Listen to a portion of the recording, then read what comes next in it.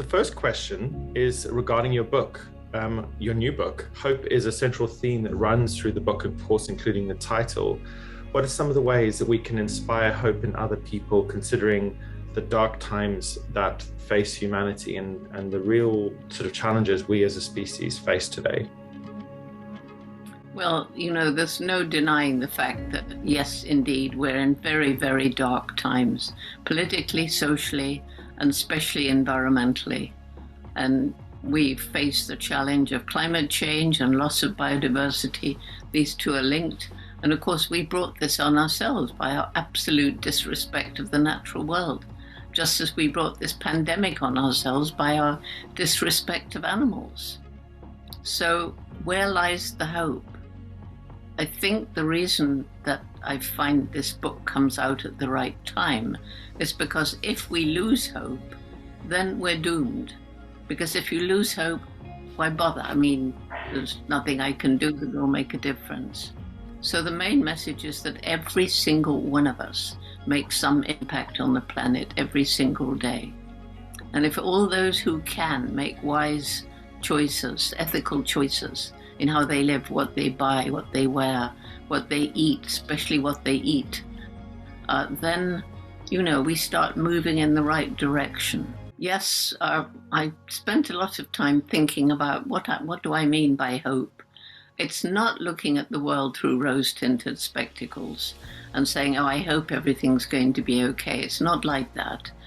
And I've seen it now as like we're in a very, very dark tunnel. And at the end of this long tunnel is a little gleam of light, and that's hope. But to get there, we have to go under, climb over, work our way around many obstacles.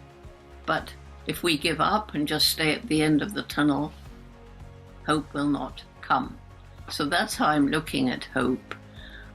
And everybody in their lives can make choices unless they're very, very poor. And that's one of the big problems, because poverty leads to people in rural areas destroying the environment because they have to do it to live, cut down the trees to get more land to grow crops or make money from charcoal or timber. If you're in an urban area, you have to buy the cheapest food. You can't afford to say, did it harm the environment when it was manufactured, when it was made? Is it cheap because of unfair wages or child slave labor, something like that? But we can afford to make those choices. And if everybody makes those choices, then we're, as I said, moving towards a better world. So, my reasons for hope are, first of all, the amazing intellect. Okay, it's got us into a mess. We've created atomic bombs and nasty weapons of war. But we've also sent people onto the moon. And I think there's going to be a full moon quite soon. And I would ask everybody to look up there and get that feeling of wonder and awe that I had when I heard about the first landing on the moon. To me, it was science fiction. I grew up in a different world. And just think, wow, people walked up there. And of course, we've got the internet, which is allowing you and me to talk, and this talk to be beamed out all over the place. So the strange thing is that this most intellectual creature, it's what separates us more than anything from the other animals, is this creature is destroying its only home. We know that. There isn't another planet near enough for us to go and colonize when we finish trashing this one. So we better look at what we've got. And here's where the intellect comes in. Scientists are beginning to come up with innovative technologies that enable us to live in greater harmony. And people are beginning to realize each one of us also can make a difference. So that's one of the reasons for hope. And then the energy, commitment, and passion of young people once they know what the problems are, and we empower them to take action.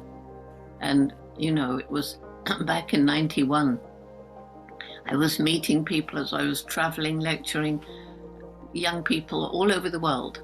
And many of them seemed to have lost hope. And they were either angry, or they were deeply depressed, or they just didn't seem to care. They were just apathetic. Why? Because you've compromised our future and there's nothing we can do about it. Well, yes, we have compromised their future and we're still doing it. But is it true there's nothing they can do? No, it's not true. And so I began this Roots and Tutes program, which is now in 65 countries, with members from preschool, university, everything in between. More and more older people, like the staff of a big corporation, are forming groups. And the main message is that each one of us makes a difference every day. And because I learned in the rainforest that everything is interconnected, each group chooses, they choose, we don't tell them, 3 projects to make the world better. 1 for people, 1 for animals, 1 for the environment. And they don't all have to do all of it. Of course, in the very young children, they need guidance, but the older children choose. But they must share as a group what the different little subgroups are doing to make the world a better place. And then nature, so resilient. I mean, places we've absolutely destroyed. If we give them a chance, nature can come back. Biodiversity can come back. And then finally, what I call the indomitable human spirit, the people who tackle what seems impossible and don't give up. Well, I was doing that by traveling around the world 300 days a year lecturing. Now I'm doing it on Zooms and Skypes and interviews like this. I've never been as exhausted in my whole life. It's every single day, Zooms and, all these staring at a screen. It's not good for the voice. It's not good for the eyes. But the positive side is that I've reached literally millions more people. So although it's very, very hard to give a virtual lecture, you don't get any audience feedback. You're just talking to the little green spot on top of the laptop. But if you don't get the right enthusiasm and energy into that talk, then you might as well not do it. Right. And it was my amazing mother who supported me from word go, supported my love of animals, supported my dream of Africa when everyone laughed. And she said to me, Jane, if you're going to do a thing, do it properly or not at all. Very, very good advice. So this is how I am trying to inspire other people. And you have to tell stories. Stories about these amazing things, stories about areas that we destroyed that are again supporting life, stories about children that are so moving.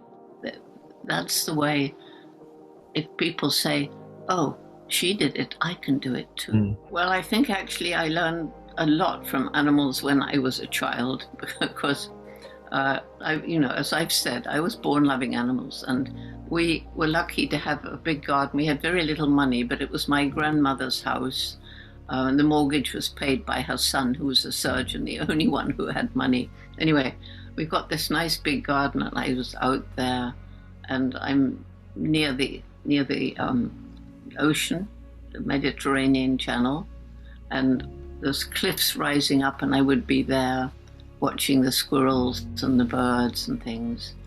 And at that time, I had a wonderful teacher who taught me that when I went to Cambridge and was told by the erudite professors that after my years with chimps, I shouldn't be talking about them as having personalities, minds, or emotions. Those were unique to us. I shouldn't have empathy with my subject.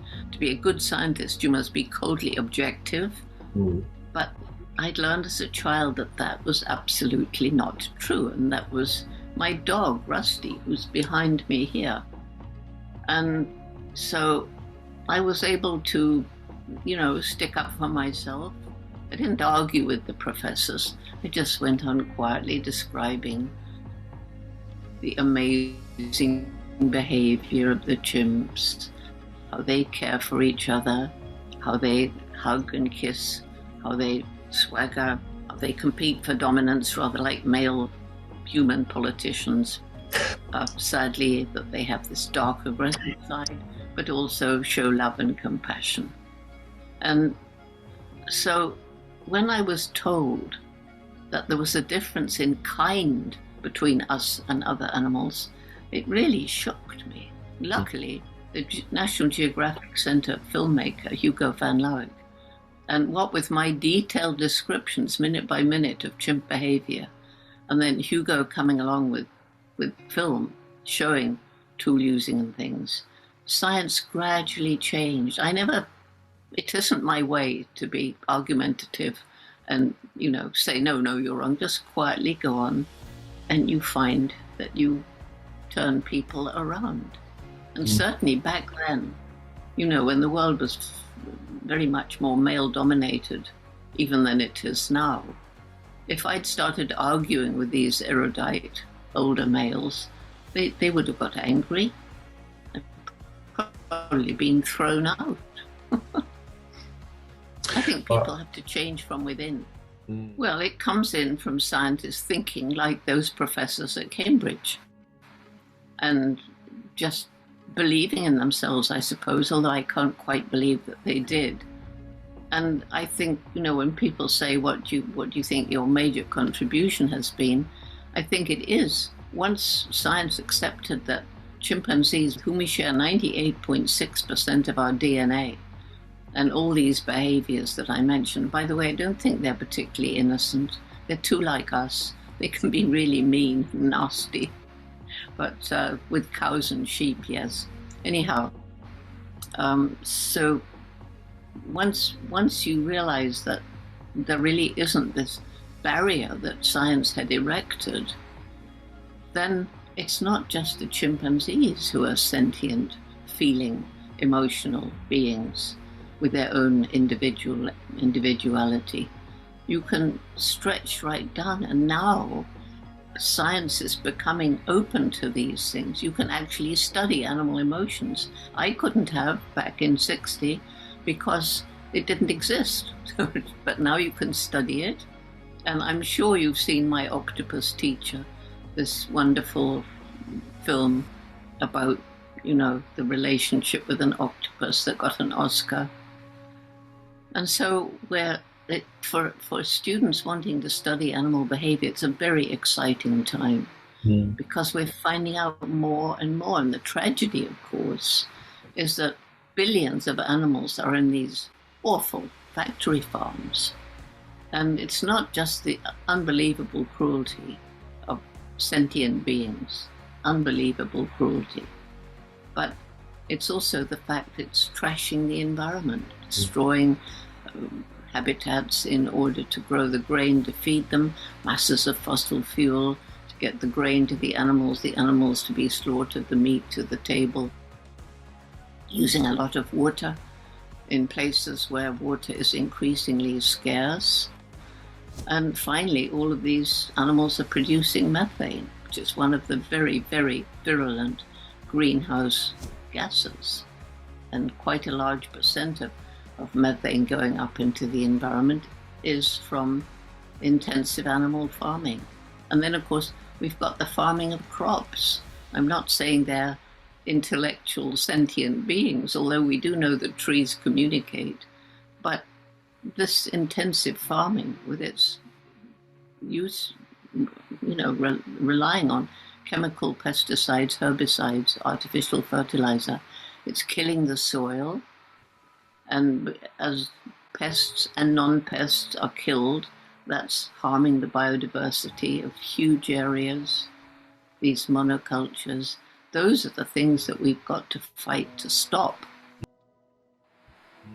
Well, that's what we try to do with our Roots and Tute program, bring young people together from different parts of the world, usually virtually, so that they get to understand what humanity is all about, and that more important than the color of your skin or your language or your culture or your religion even is the fact we're all human beings. And then having realized that, well, we are animals too. We are animals. And somehow, because we've got this intellect, because we developed language at some point so that we could bring people together to try and solve problems in a way that no animal can, then again, stories. I think stories.